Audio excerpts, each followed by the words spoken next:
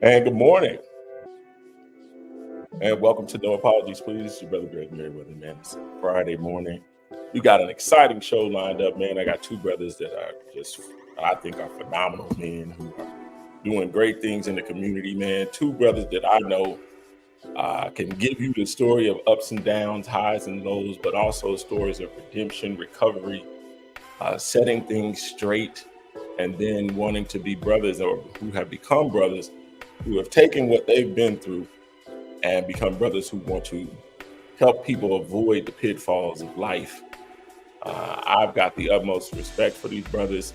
Um, you know, we listen. We can go through it. We can have our ups and downs, but man, when it's all said and done, these are two brothers that I know I would consider reliable to the community, reliable to their families, reliable to their friends.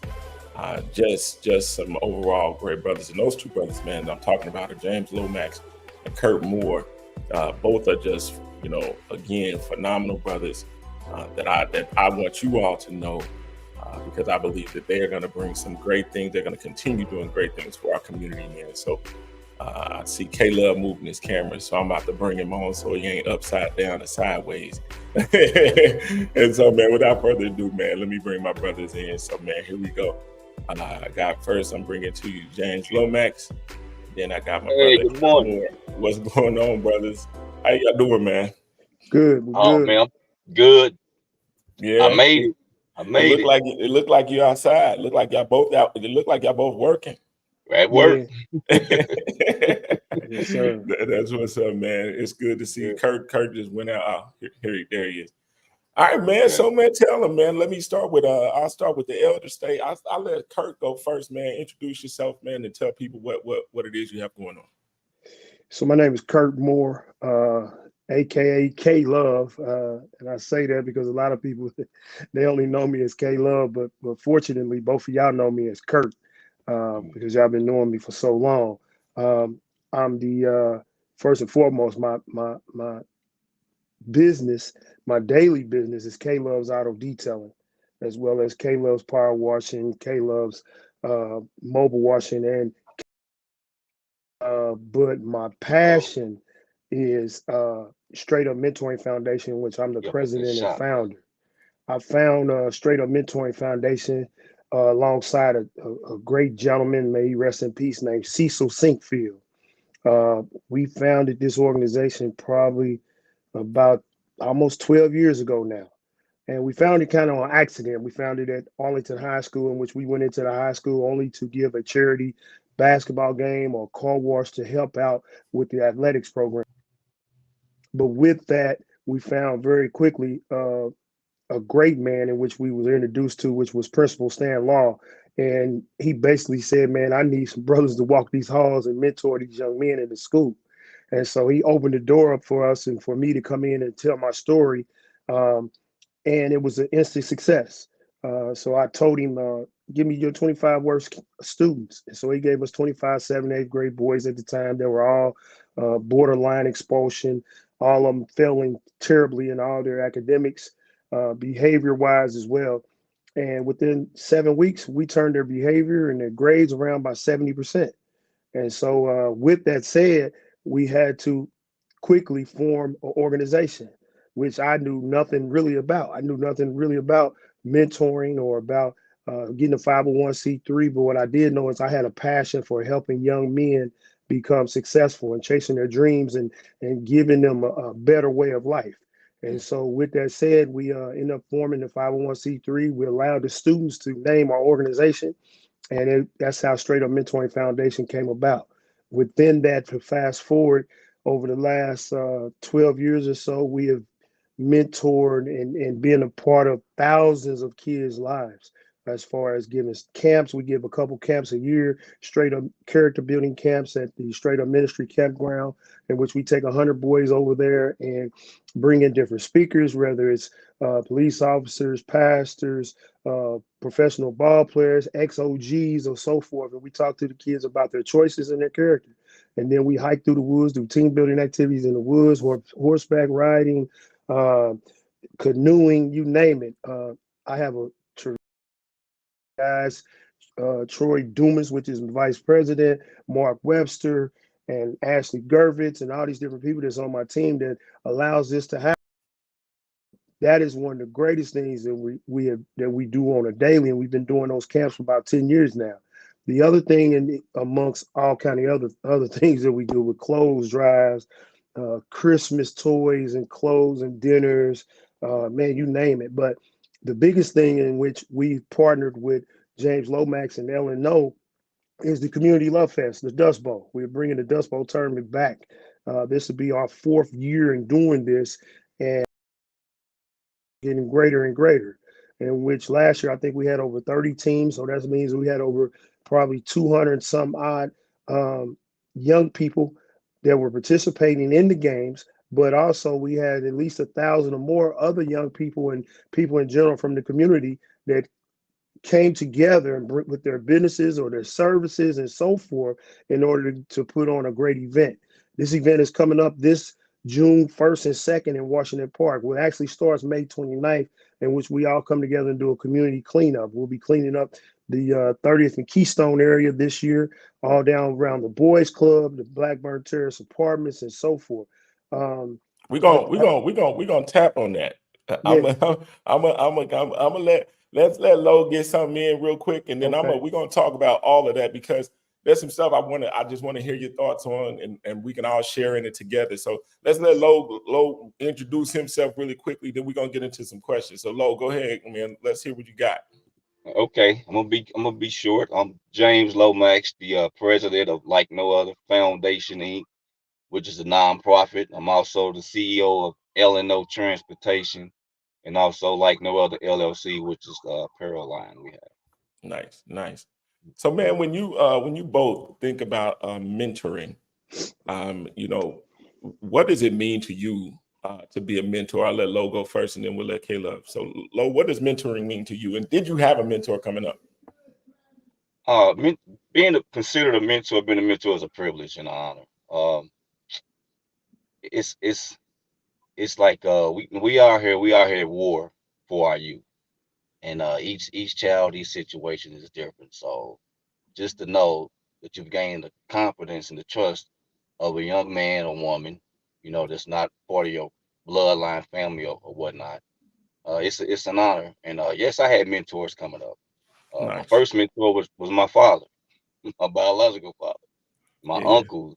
And then outside the house, we had our coaches, Coach Lavelle, Yeah. Coach Craig, Coach Sleep, and even the neighborhood, some of the OGs, my mentors, making sure that I stay on the straight line outside the house. Yeah, no doubt. Caleb, what about you? Man, mentoring is everything. It's crazy because back when we were coming up, there wasn't a title for it, but now that we're older and we look back, then as Lomax said, yes, we had coaches that were mentors, Mr. Ray, Charles Govan, Ralph Dowder, Boys Club, Mr. Penn. I can go on and on and on. Mentors that coached me in Little League Baseball at Forest Manor Baseball Park. Of course, my uncles and my grandfather, but also, man, and it's crazy it is, my mom. My mom meant everything to me. She was definitely a mentor to me in her hard work ethics that were instilled in me. And also, she understood that putting me around other men was it. You're good. You're good. He kind of went mute on. He went mute on us. Mute. So Lo, Kirk, you can hear us. We can't hear you. So what? See if you got something going on with the phone. Go back out and come back in. But Lo, so when you look at this, man, we both play for Coach Lavelle. Right. Lavelle was a different kind of mentor. But it was crazy though. Lavelle used to pick me up. I lived on the west side. Most of the other guys, lived out east or something like that, man. But he was so dedicated. Not only was he dedicated to the kids, but man, he was dedicated to winning. And Right. no matter what it was just like, man, I just adored Coach Lavelle, and he'll give you the business. He would definitely give you the business, but he was definitely a great man. So when you think about these kids today, bro, and you see, just a lot of waywardness and a lot of people that I feel like are lost in a sense. What do you think, is the route to them getting back on track so that they can get their lives in order? I really think that the adults have to do better. Mm-hmm. To be honest, man. We know it's called learned behavior. Mm-hmm. I see a lot of adults do things, and I don't agree with. For Mm-hmm. one instance, that I'm gonna use basketball. You will see a team lose a game, and instead of the coach holding himself and the team accountable, they'll just blame the refs. Yeah. Oh, refs just cheated, we lost. I'm like, come on, man, that ain't teaching them. That ain't teaching them no life skills, right? That's teaching them to have excuses. You know what I mean? In my opinion, in life, and with Coach Lavelle, we don't deal with excuses. We say excuses for losing. We gonna figure it out. That's real talk. That's real talk. K-Love, can you hear us?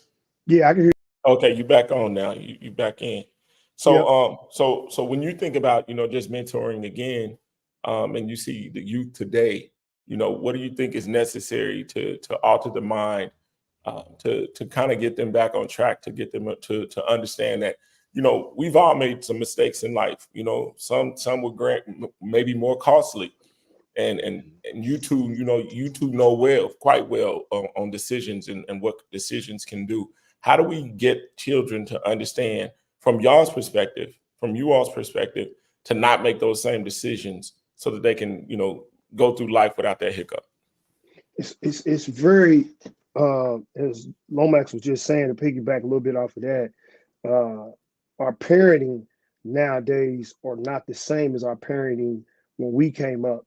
And I don't mean to beat up the parents, because we hear this same cliche all the time.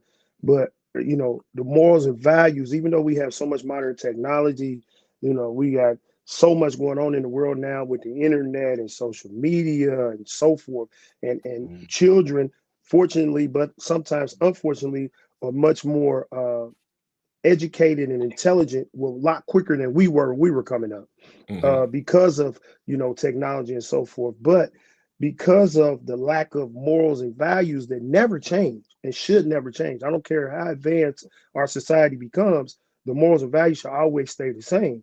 Uh, but because of the lack of, we as mentors have to go kids down from everything that they've learned or haven't learned. It's almost like the military. They say when a private first gets into the military, what boot camp really is stripping that soldier down from everything that he has learned in his life or is, and then rebuilding him up into a great soldier. So that's kind of like what we have to do with kids, and that is, getting them to understand that everything that just for instance, a lot of things may be legal, but that don't mean they're acceptable.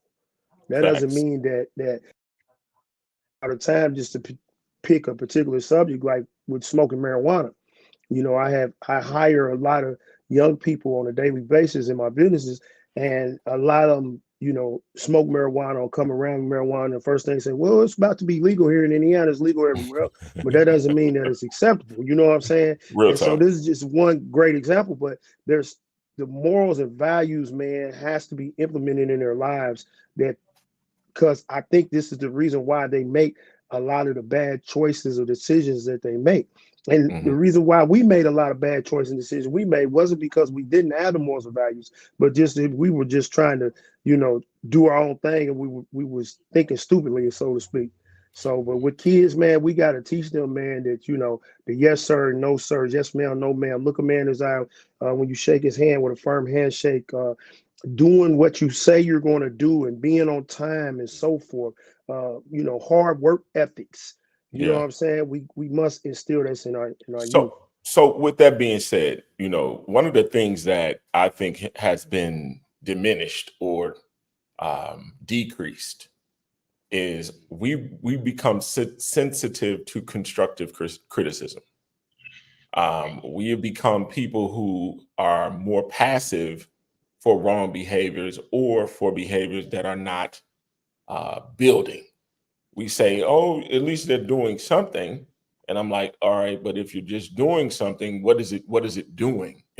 You know what I'm saying? If you're just doing something, what is it doing? Is it making things better? Is it keeping things the same, or is it making things worse? And I think we have to look at our behaviors and say, are they progressive? Are they going backwards, or are they stagnant? And I think that when we get to the mindset of saying what we do is progressive, I think it creates a different mindset in our people. So Lo, when you look at that, how do we get to the point where we now say it's okay to be critical as long as it is building us up? How do we get to that stage? I'm, Yeah, I know. I'm just saying, in my house, in my household, coming up, it was Jesus and education Okay. first. Yeah.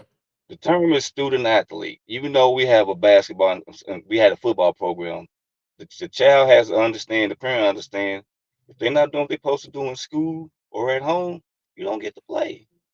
I mean, Hmm. I don't care how mad you are. I just had a kid last week. I got a call from his mentor, said, "Hey, he's suspended from school." I said, "Oh, okay." He comes. I'm like, "You're not playing," Yeah. and he's upset. Pal, I'm like, "I don't care. No, this basketball, this is a privilege.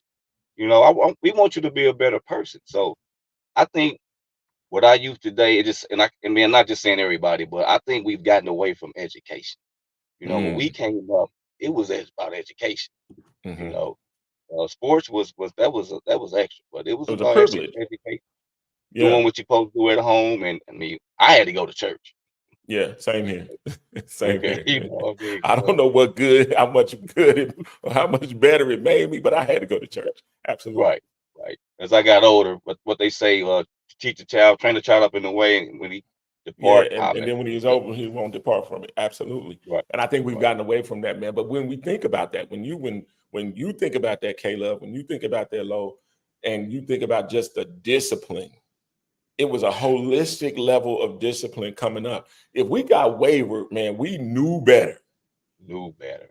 You know what I'm saying? It wasn't like it was okay. We just said, I'm making this choice. And I'm And gonna tell you what's consequence coming. was like, I understand consequence. Caleb, what is consequence now? How do people, when you talk to young people, how are they measuring consequence? Because it looks like that, like you said, they have more technology. The crazy thing about that, Kay, is I'm gonna say this: they have the technology, but do they know how to use it rightfully? Are they using it to better themselves, or are they using it in a foolish way? It's like having a pistol. It's like, are they using it? Do you know what you're doing? Do you know what it means to have it? And when you use it, are you utilizing it in a way that's just protection, or are you using it in a wayward way? So when you think about this, just holistic discipline and getting them to be on this pathway of right. How do you look at this and say, man, I got to instill something different in y'all because y'all don't really understand what y'all doing? How do you get to that point? I think to get back to the main point that you was asking, the consequences, man, they don't care about consequences anymore. Yeah. And I think we have beaten them over the head so much with the consequences of on the streets or drugs or whatever, that we've beaten them over the head so much with it that, oh, you're going to the penitentiary, or yo, you're going to end up dead. We hit them with the statistics that, if they determine the amount of prison beds that are made by the third grade reading levels. Yeah. Right. How many graduates, if you don't graduate, then it's 70-80% chance you're going to prison or going to jail. These things of this nature. And I know they hear it, and I know they understand it, and they have to have seen it, because I mean, like I tell kids all the time, like, where you think your buddy little Pookie been for the last 10 years? He's gone. He's You know what I'm gone. saying? Where you Yeah. think such and such been? So, and then the other unfortunate thing that you was talking about being desensitized, we go to funerals now every week. You Every week. know, yeah, I was telling some young people just a couple weeks ago, and I was like, when we were kids, we rarely had any of our childhood friends that were killed. It's I mean, you real. might have had one childhood friend that may unfortunately was born with some type of disease or something that may passed away, but you rarely ever went to a friend or a peer that was killed by gun violence, Yeah. or in the hospital by gun violence, or you had a friend that was incarcerated because he was involved in gun violence. But now these things have become second nature to young people. So the consequences, I think they understand and know the consequences, but I don't think they actually feel like the consequences are real, or they feel like because of technology and their high intellect nowadays that this won't happen to me. I'm Yeah. invincible. And he didn't do it the right way. I'm gonna do it this way. I think they could Me finesse it. Yeah, Yeah, me definitely. being one that served 13 years in the federal penitentiary, I saw a lot of young people coming in when I was on my way out that probably was on that same wavelength for thinking that, I was smarter than the consequences or the situation. But then once, as mama said, the rubber meets the road and they come in and they get into prison and they're looking at 20 years, 30 years, life sentences and so forth. Now, reality kicks in and now you see them in the corner crying. You Yeah. know what I'm saying? But what we try to do is Lomax and myself, we try to give them, to, like I said, strip them down of that thinking. I say all the time when I saw so many young people going in jail, coming back out, going in, coming out, going in, Yeah. coming out. And I Yeah. was like, man, they haven't been scared enough yet. And Hmm. he's like, man, what you mean? I said, it really hasn't hit them yet how this really is, what this Hmm. situation, how serious it is. You know what I'm saying? Yeah. So, some people it only took, I got friends that, man, it took for them to get a speed ticket, they never get in trouble again. You know what I'm Yeah. saying? But some people, it actually takes for them to go through the worst experiences for them to learn. So according to the Bureau of Justice Assistance, Indiana has a recidivism rate of 37%, meaning Indiana's criminal justice system is not working for at least one out of every three individuals who go through it. The state of Indiana also publishes information on recidivism. So when you think about it, recidivism, they say recidivism generally does not taper off in our community until around 60. So it's like from 16 to 60, people are going back and forth in the penal system, 37% of those people. And so when you think about that, it's like, is there something on the outside going on to where people are like, because you two, like I said, you two have made some giant steps to basically take, and you took what you had in you. I have to say this. Y'all took what y'all had in you. You're natural hustlers. You're natural people who get up and go after it and go get it. That means whether it was basketball, whether all of us hooped, all of us have made crazy decisions, but at the same time, all of us took that 180 and say, man, I worked just as hard as I did in doing wrong. I worked that hard at doing right. But how do you get people to that mentality, Low? I'll let you start first. That's tough. That is. I always think about. I heard some years ago to say we got to find out to change what's cool. What's Yeah. cool right Ooh. now is like destruction, man. Like one example. So one reason why I hate social media. I had one of our kids. I go on the social media page. He's standing up there with a gun taller than he is, Mm. and my instant reaction was take that. But I Yeah. look, he has 700 likes. Absolutely. So Absolutely. I'm like, oh my God. So how do we change that mindset that that's not cool? Yeah. But amongst Yeah. their peers, amongst their circle, it is cool. It's So the instead of truth.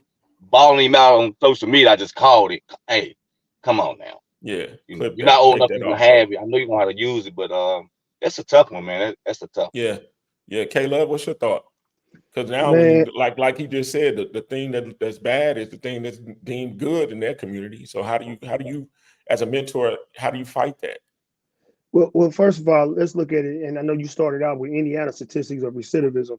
Let's look Hmm. at it. It's not just an Indiana problem; it's a nationwide problem. The Absolutely. recidivism rate nationwide is much higher than Indiana's rate of Agreed. recidivism. I know at one point I think it was like 60-something%, something Yeah. crazy, Yeah. and even more specifically for Black males, African American males, it was even higher. So why do we have this high recidivism rate? No question, the system is made for you to never get out of the system once you're in it.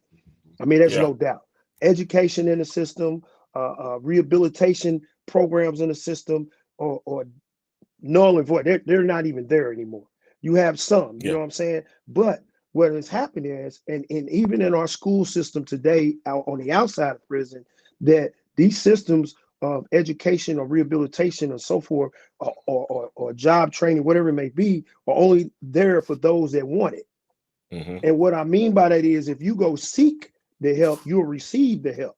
It's in there. But the problem is it comes back to not the system, but to us, to us as a people. What are we doing in order to lower the recidivism rate? That's where Lomax and myself and other great programs like ours and organizations that are out here trying to do their best to save, like they say, if you save one, you did your job, but we tried our best to save thousands or millions. And we doing that through our mentorship. Like I said, to get back to what you guys were talking about, the holistic morals and values that we were taught. You know what I'm saying? The yes sirs and no sirs, doing what you're supposed to do, not, committing crimes and so forth.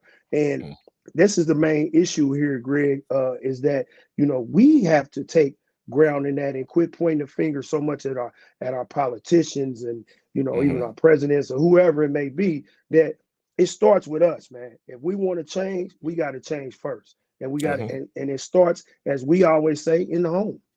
I agree. So according to the Alper et al. Study, 2018, during their 9-year study, 86.9% of African Americans were arrested after being released from prison, while 46% of African Americans released from prison reoffended within 1 year of their release. So that's a crazy number. So almost 50% nationally will reoffend within 1 year of being released. And let me add this, Greg, but and that's a very high number in true statistics. But the number comes down drastically for those particular inmates that were involved in some type of religious service programs while they were incarcerated, some type of faith, and those that were involved in some type of education while they were incarcerated. So that's what I'm saying. It comes to the person.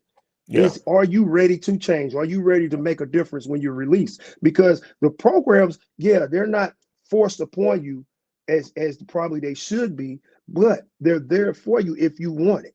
You know what I'm saying? So that's what it comes down to, man. No, it's amazing how, like you said, the recidivism rate 80-some%, but it comes down to something like less than 20% if you was involved in a faith. Yeah. So Ibrahim, my brother Tanner, he says most will go back to prison on technicalities, not on a new offense.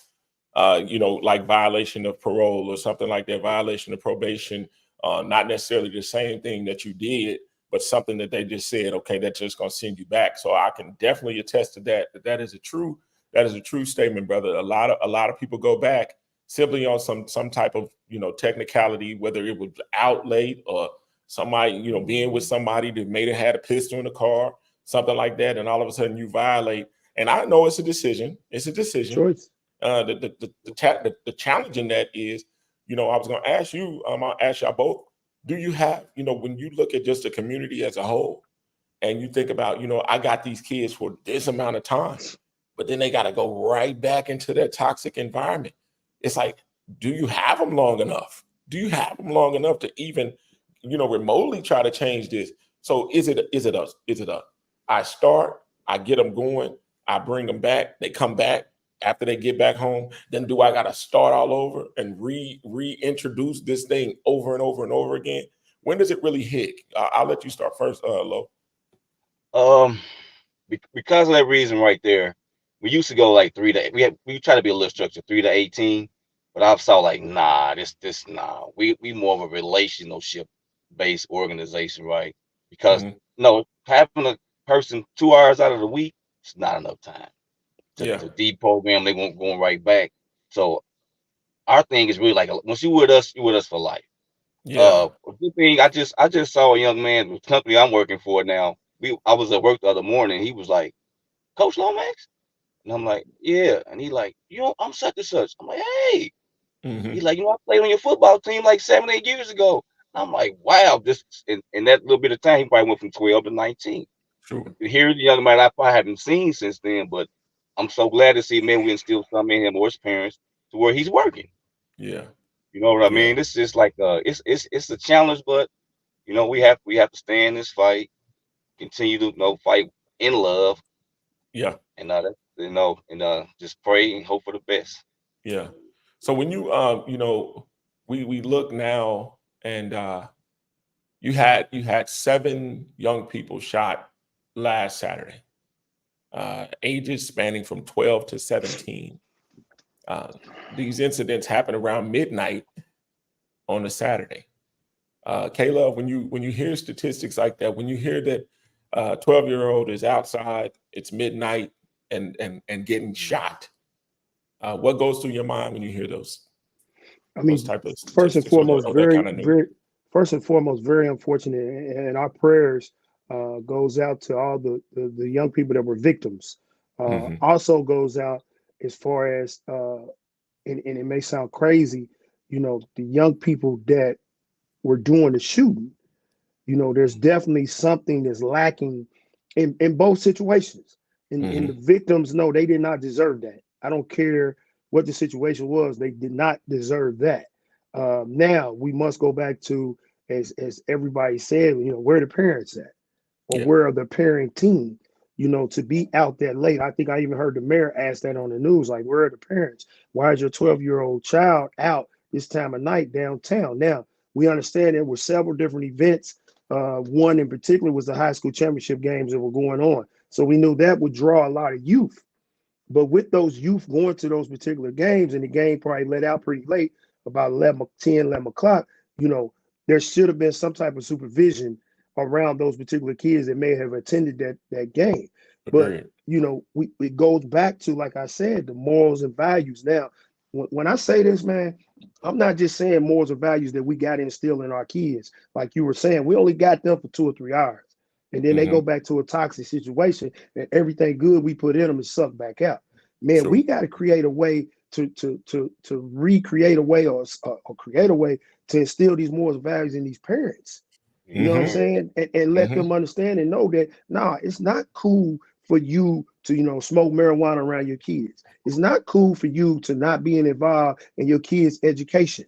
It's I'm in the schools on a daily basis, whether it's Washington High School, Ben Davis, Arlington, wherever.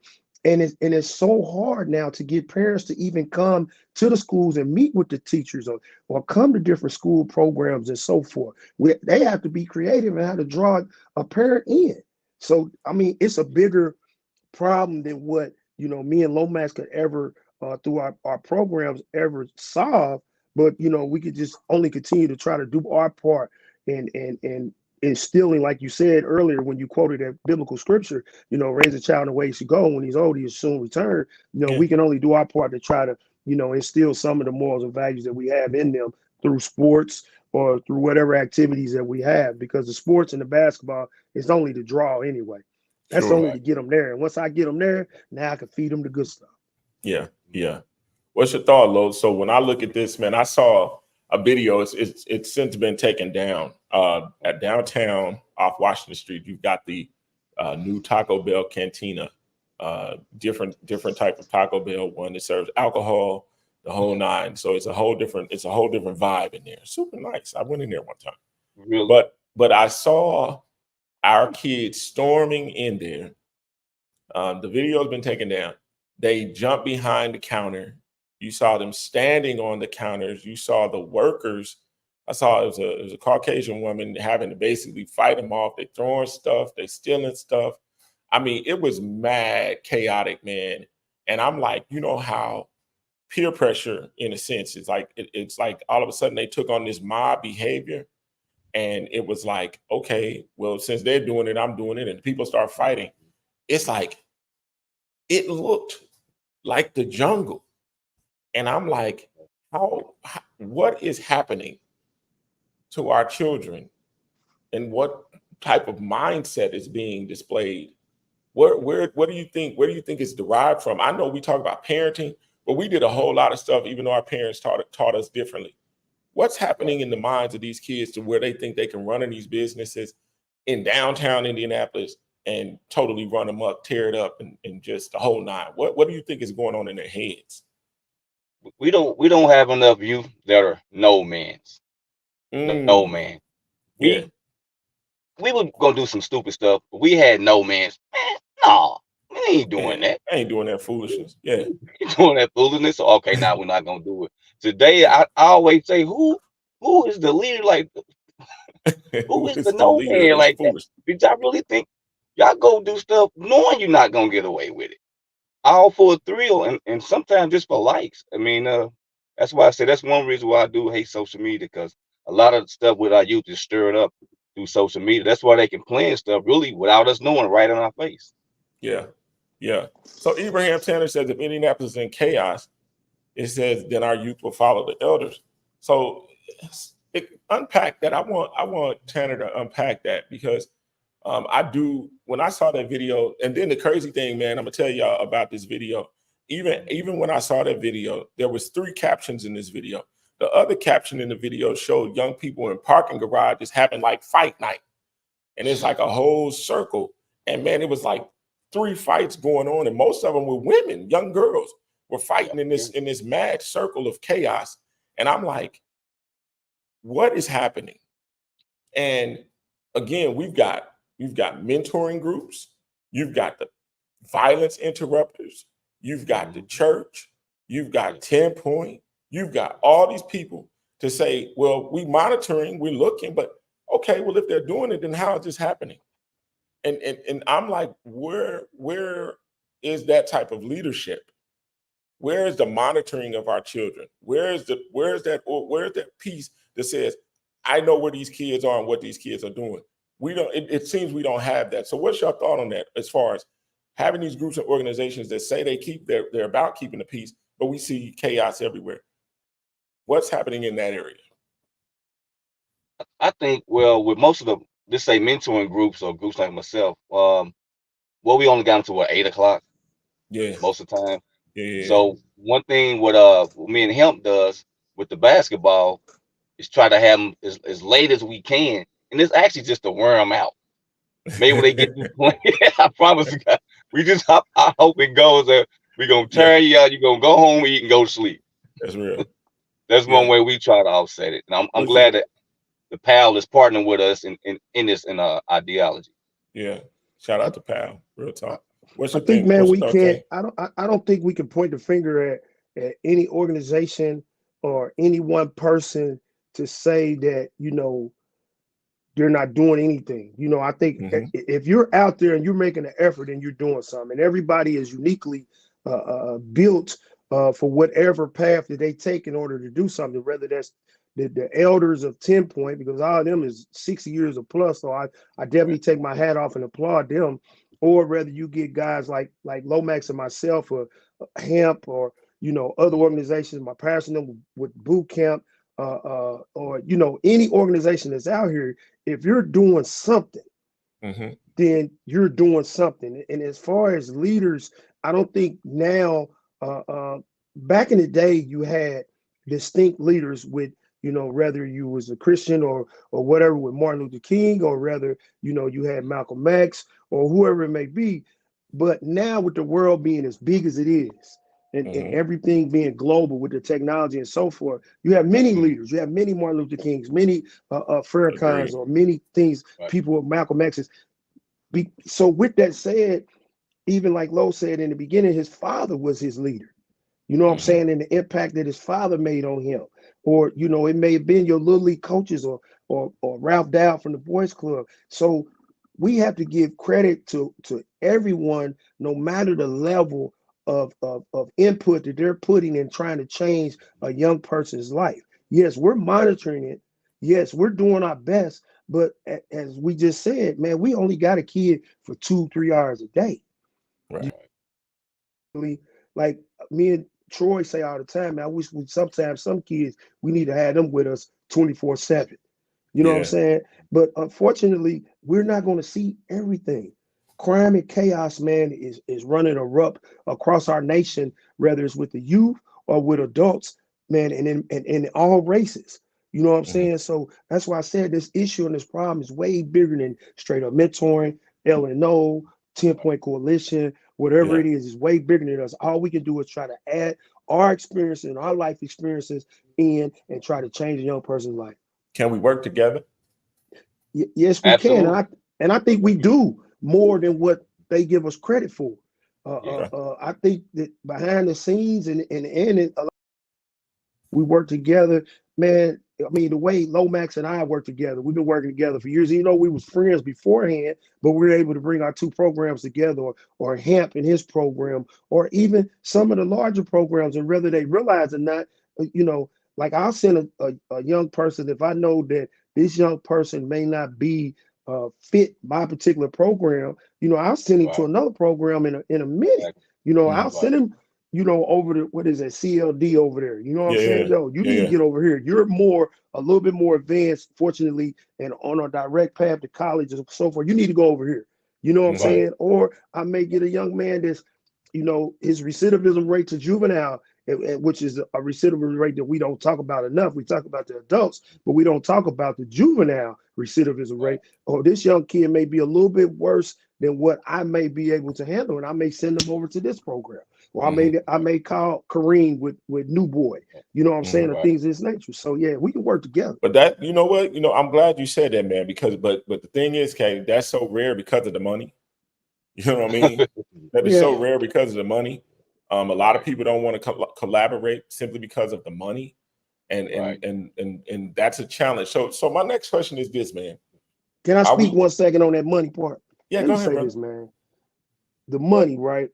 And this is just my perspective and my life, what I've added to my life over the past few years. I don't chase money anymore. I chase doing what's right.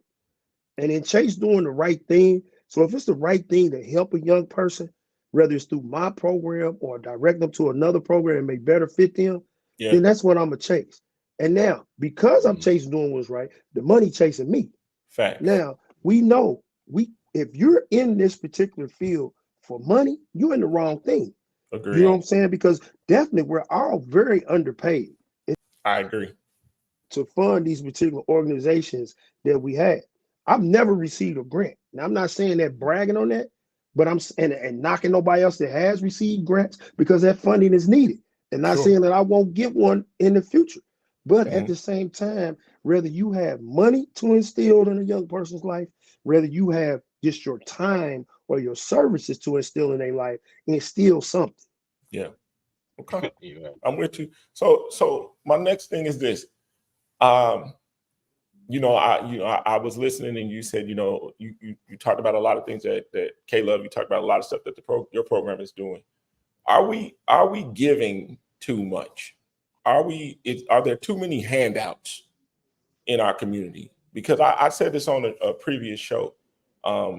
There's a scientist, Pavlov, who had the theory of basically training the dog in a sense to where first he had the whistle, the dog didn't come. Then he without the whistle, he put the food out, the dog didn't come. Then he took the dog with the whistle, he blew the whistle and laid the food, and then the dog came. And then all of a sudden, it's like if he blew the whistle, then the dog would salivate because he believed that something was on the way. Now we have a community that stands still, in my opinion, that says, you will feed me. If it's the winter, you will give me a coat. If it's time for school, you'll give me a book bag. You'll fill the book bag with supplies. When it's time for Christmas, you'll give me toys.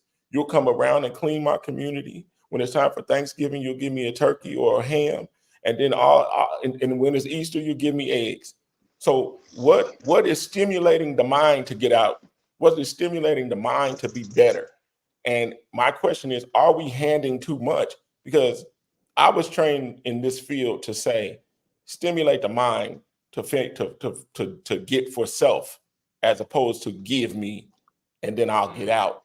It's the whole song of Outkast, get up, get out, and get something. But now we don't have to do that. So are we giving too much? I'll let you start, Kayla.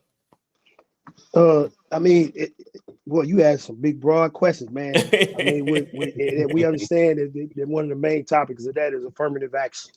You know what I'm saying? We understand that when you say, are we giving too much, or maybe are we not giving enough? It depends on your playing field. Is the playing field level?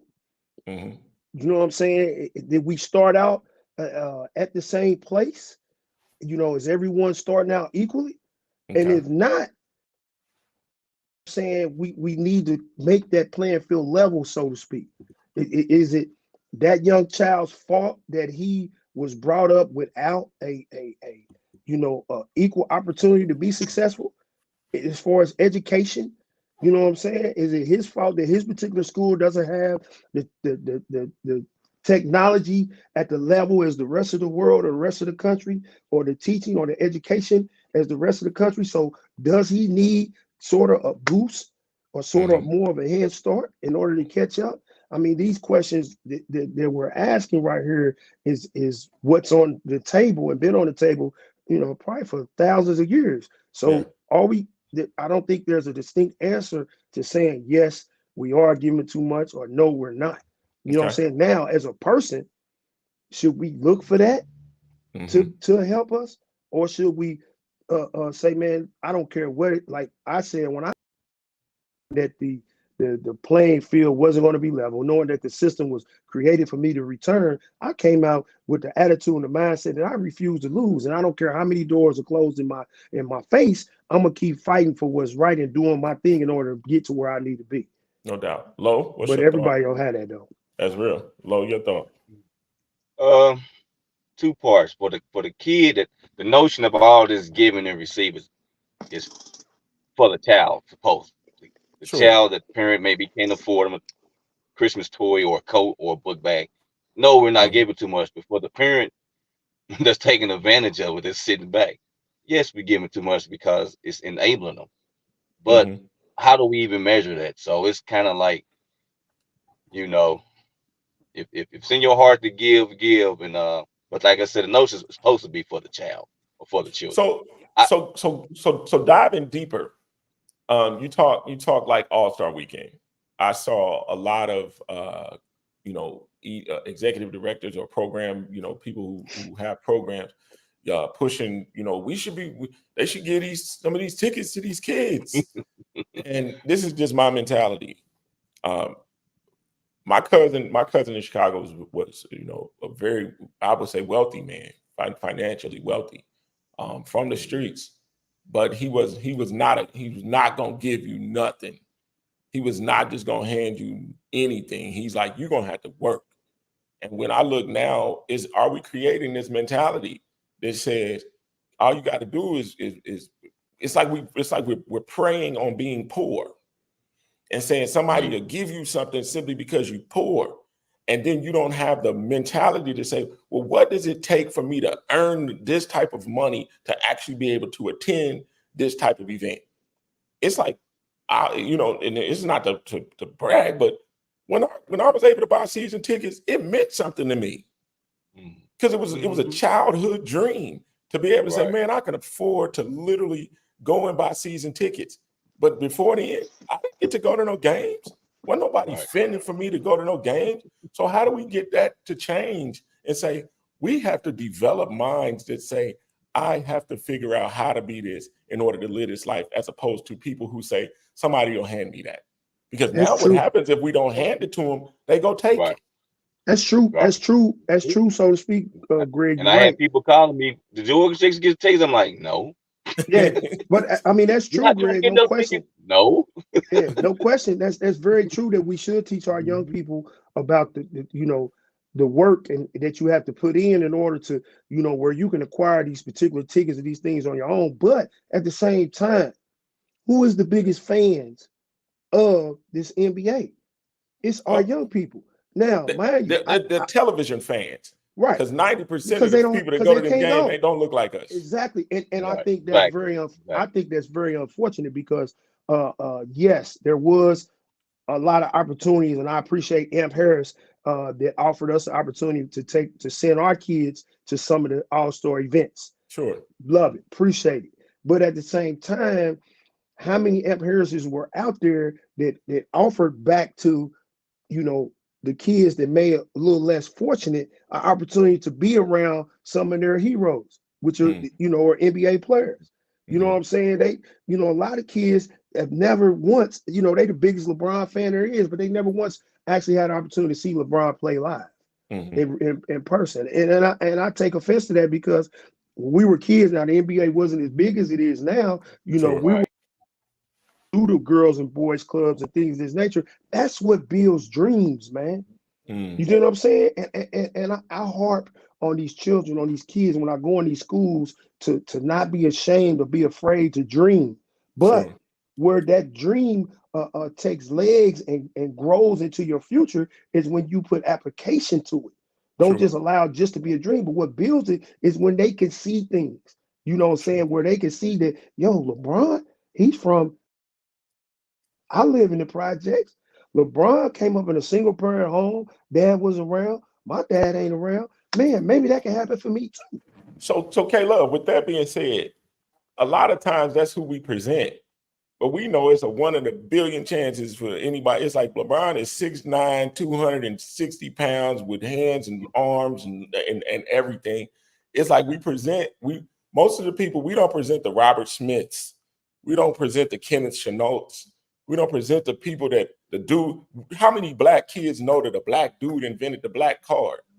Exactly. We look at the athletes, and that's why it's like our kids are presented the entertainers and Yep. say, and then they think that, and then if they don't make it as an entertainer, then who else do we present? So you know what I do when I'm speaking to these young people? I paint the total picture.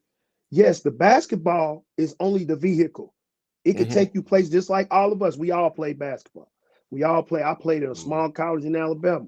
But that basketball took me and allowed me to see places I never would have saw without that particular basketball. But let's paint this picture, the bigger picture of the basketball. There are a whole lot of successful, if you plant that on, finances or whatever, but there are a whole lot of successful people around that sport that not the 10 that's on the court at that time. You got the cameramen, the coaches, the trainers, the attorneys, and so forth. We need to, and this is what straight up mentoring does. We mentor on those aspects as well, where you could be around this particular sport that you love, that is 1 in a billion chance of you to make it to the NFL or the NBA or so forth. But you could still be around it and be a coach. You can still be around and be a trainer, or you can still be around and be a cameraman. Yeah. You know what I'm saying? So, or Referee. agent. Look at the agents. The agents make probably more money than the players. You know what I'm saying? So we have to paint the total picture that the sport is cool, but the sport is only the vehicle. You may make it, you may not. But at the same time, if I don't make it, man, I'm still gonna do this right here, and I'm around the sport that I love. Sure. I agree with that. I like that thought a lot. So, man, it's so much work, man. When you really think about it, it's like you got to hit this thing from 360 degrees. It's like you're fighting the music, you're fighting the television, you're fighting what's seen in the community. And man, what do you both do? Because I haven't asked this question, which is strange. But when it's all said and done, what do you both do to heal and to rejuvenate yourselves in giving so much? Because this could be depressing. When you do this work, man, you can walk away depressed. So what do you do for yourself to be able to continue being this steward? And I love what Coach East Harding said. So shout out to Chris. He said, billionaire David Stewart, another black man that most of us don't even talk about with Worldwide Technologies. But what do y'all do, man, to replenish yourselves when doing this work? I'll let you start, Lo. About a week ago, or maybe a little longer, we lost Sherry Beck, which is my big sister. No doubt. And I was kind of down depressed. And just out of nowhere, I got a text from a man named Cord Howell from Carasource. And the text just simply said, do not grow weary in well-doing. I needed that. No doubt. That right there. I saw him with 10 teams on Thursday, 10 teams on Friday. Now it's 12 on each. And I'm like, wow, he working his ass off. You know what I mean? Like, okay, it's time to go. That right there, that helped me. That instantly helped me rejuvenate. No doubt. What about you, Kay? Man, of course and foremost, my faith, man, and going to church every Sunday, and of course, spending time with my wife, Yolanda, man, which is, my strength, my backbone, my heart. Shout out to Yolanda. Yeah, but also, man, doing the work is my replenishment. As Lo said, sometimes you get rejuvenated when it be a young person like he was speaking about earlier that you have mentored and we mentor so many. Somebody comes and say, hey man, I remember, man, I was in your mentor program, 8 years ago, man. Man, I just want to tell you, man, I appreciate it, man. I got a family now, a job, this and the other, man. I appreciate everything that you taught me. That right there is priceless. That's what keeps you going. A lot of people ask, like, Caleb, man, why you keep doing this every day, man? You just go, go, go, go, go, go, go. Well, man, that's because once you see a little bit of success. And the success is that a young person's life was changed because of something that you instilled in them or higher level, man, that's it. Yeah. Shout out to Big Brother Troy Dumas. He says we have to change the narrative at the schools. We have to come up with different programs that bring about wealth. We have kids becoming millionaires with Amazon and eBay seller accounts. Agreed, 100%.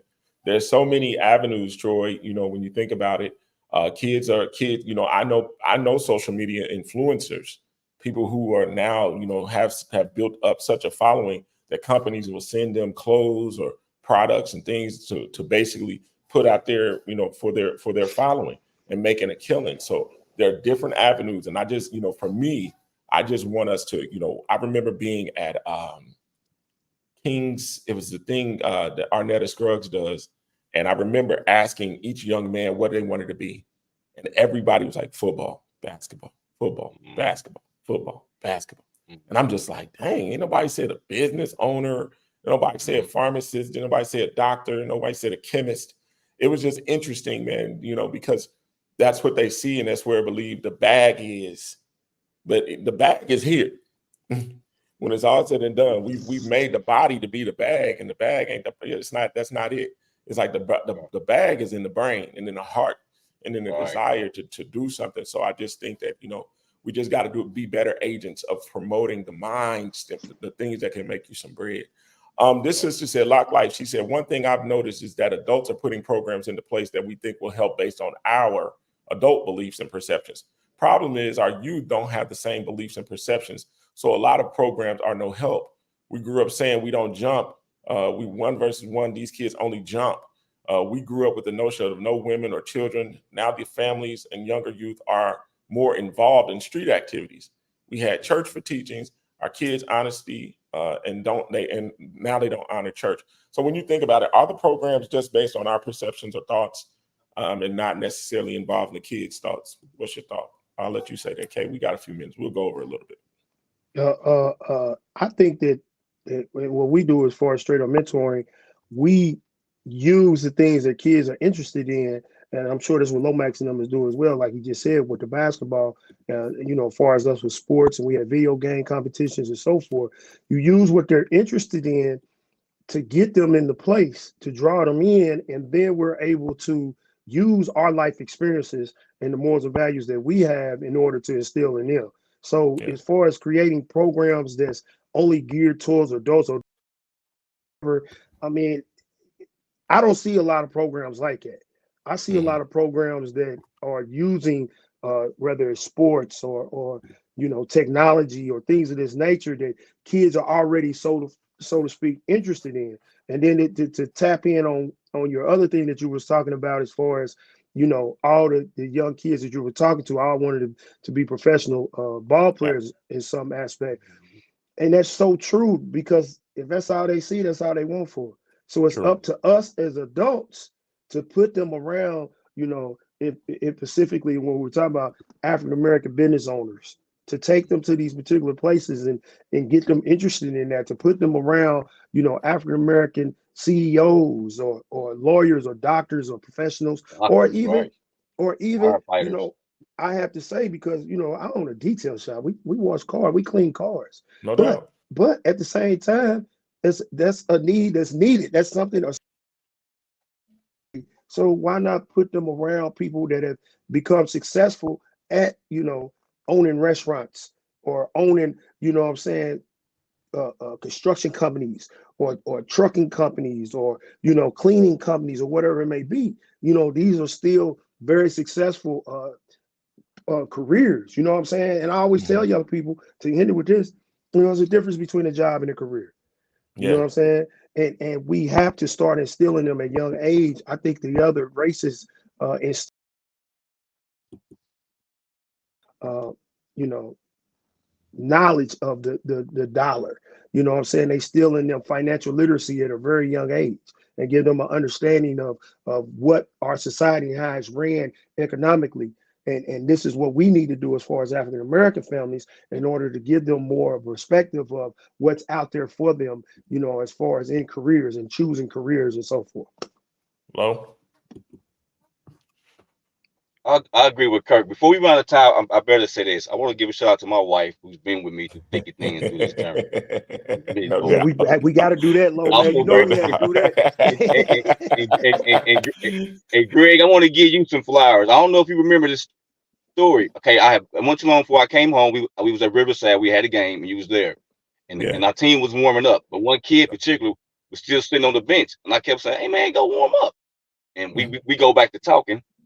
Well, look, he still was there. Then we both noticed he didn't have any shoes. He was waiting on somebody to bring him some shoes. And we looked at Yeah. each other, and you was like, "I got you." No And you doubt. got the young man some shoes. You know what I mean? People No don't doubt. know these are the type of things you've done and do behind the No scenes. doubt. No doubt, man. I appreciate that, bro. For real. Mhm. So, man, hey, shout out to Troy Dubitz, man. It's my guy. You know, he stay on my head sometimes. You know, I know I get on him and K-Love's nerves at times, but they know I love him. So, man, and real quick, man, tell them what y'all gonna be doing. What you got coming up, K-Love? So, man, the biggest thing, man, with Lomax, LNO, Straight Up Mentoring Foundation, Ashley Gervitz and UNAG, Mark Webster Real Taste Catering, OPHS with Sade Hoskins and Miss Alexander. Am I forgetting any other organization? Oh, I'm sorry, Shauna and the Brightwood Community. Yeah, Shauna Majors and you, of course, Greg, the Brightwood Community Center. And all the other organizations out here to come together on a yearly basis for the last 4 to 5 years, man. The Community Love Fest Dust Bowl. It will be from May 29th through June 2nd. The actual basketball games will be on that Saturday and Sunday, June 2nd, June 1st and 2nd. We're inviting we'll have all the literature on our social media pages coming up, hopefully by today or tomorrow, where we need as many vendors as possible, whether you're a food truck or a service vendor or selling any type of clothing, whatever you want to do, please come out. We got a stage out here. We'll have a live concert on Saturday evening with the Tony Bryant Project. Of course, all the basketball teams, please get in touch with Lomax and LNO. We have a fundraiser coming up, y'all, at Havana Cigar Bar and Fishers on April the 20th. That's in about 2 weeks, man. Come on out to the fundraiser and donate. If you own a business or something, man, and you want to donate a product that we can auction off, please get in touch with me, Kurt Moore, or K-Love. If you have money, whatever, donate, man. This is not free, but we're giving back to the community. We're doing a community cleanup on the 29th on that Wednesday. We'll clean up the 30th and Keystone area. We also have another invite-only fundraiser that we'll be inviting our community partners and donors at the Country Kitchen. We appreciate the Country Kitchen, man, the newly renovated Country Kitchen. And we'll have it on their rooftop on that Thursday. But like I said, man, it's a lot to it. Please check our social media pages and let y'all know what we're doing, man. I appreciate y'all. This event is growing every year, man, getting bigger and bigger. And just remember, man, it ain't for us. It ain't even about us. It's about the community. We don't make a dime off of doing this. You know what I'm saying? And we donate a lot of time and effort in doing this. And this was a dream of Lomax's and mine and Troy. And we came together and made this happen, man. And we just need the whole community to come together, whether you're a business or not, or whether you're just a person to say, man, I would like to help donate some time, man, to help clean up, or whether you just come just to be there and you're able to grab some young person for a minute and just tell them it's one simple that may change his life for the rest of his life. And I have adopted this in my organization that we try to do this every time we see any kid. And that's just simply to tell them, I love you. No doubt. No doubt. So that's the key word for this year, y'all. Let's just start that, because the only thing that can conquer hate is love. And maybe we need to just to grab some of these young people nowadays. We know we have the gun problems and the drugs and all that, but just grab somebody, man. If you see him with his pants hanging down, you see him, he comb his hair, or he high, or he drinking, man, just grab him. I guarantee you, man, you won't get no repercussion from him once you use that for like, hey, man, you know what, man? I love you. No doubt. Let's try it, man. No doubt.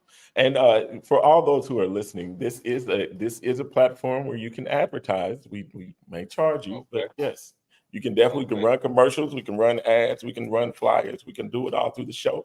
So yes, we definitely want to build this platform from that perspective to also allow us to advertise our events and our businesses and the whole nine. So just keep that in mind. We building right now. So Lo, what you got? What you got going on? Right now, what Kurt said basically. Then we got on Thursdays and Fridays the Hannon and Beck League, which is honoring Eddie Hannon and Sherry Beck, two legends in our city who I mean touched the lives. We can't even count how many lives they touched. Sure. On Thursdays from 5 to 9, we have the ages 13 to 15, and on Friday we have ages 16 to 18. Huge shout out for him for doing the leg work, making this thing happen. Shout out Shout out. to Chief Bailey, Indy Powell, everybody that's involved. So if you're not doing, and I advise you high school coaches and some of you college coaches to come on down and check us out. You will see some talent. No, That's no right. doubt. No doubt, man. That's right. So, brothers, I just want to say, man, continue to do great work, man. I appreciate both of y'all. We appreciate you, man. Man, You're a thank blessing, you. man. Thank you, Keep bro. this platform Thanks going, for man. having. My part in Yeah. advertising this platform, because anytime you open up to where young people or people in general, man, can have a platform to just tell their stories, man, it definitely making an impact, man. It's all because what Sean is doing over at Brightwood Community Center, man. And hey, I appreciate you, man. You got much. You know, I know that me and you at odds sometimes. I love you. You stay encouraged love too, you. Greg. You No stay doubt, encouraged man. too, bro. Yeah. Love you. No doubt, man. All right, man. All I right. appreciate it, man. Y'all gonna get back to work, man. This has been James Right. Lomax and Kurt Moore, man. Y'all have a good one, brothers. I see y'all, man. All right, All right. Peace. Thanks. Yes, sir. So, man, this has been great, man. Two great brothers. Just totally love them guys, man. I've been knowing them guys for years and years, man. We all play ball. You know, that was our love of coming together, man. Just guys who was outside and, you know, hooping, you know. And so when it's all said and done, man, it's good to have these types of conversations, man. You know, bringing in brothers that otherwise people probably wouldn't hear from much, but who are out in the community, who are doing grand work, you know. And it is a huge task taking on our people. Y'all know that.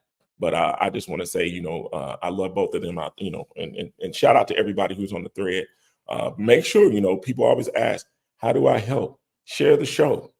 Share the show. Simple as that, man. We do have our Cash App, or no apologies, please. This is the show where we are unapologetic about who we are. We're going to talk about it. We're going to put it out there. We're going to let some people learn some stuff and then introduce you to some people who are doing great work, man. So this has been your brother. We're going to do our verse of the day real quick. And it is comes from Colossians chapter 4, verses 5-6. Be wise in the way you act towards outsiders. Make the most of every opportunity. Let your conversation be always full of grace, seasoned with salt, so that you may know how to answer everyone. What it is so plain and needs no explanation, but let's just continue to operate in a wise way, man. This has been a pleasure. Man, y'all have a great Friday. Have a great weekend, man, and we will connect again on Monday, man. This has been your brother, Greg Meriweather, man. Y'all have a great one. Peace.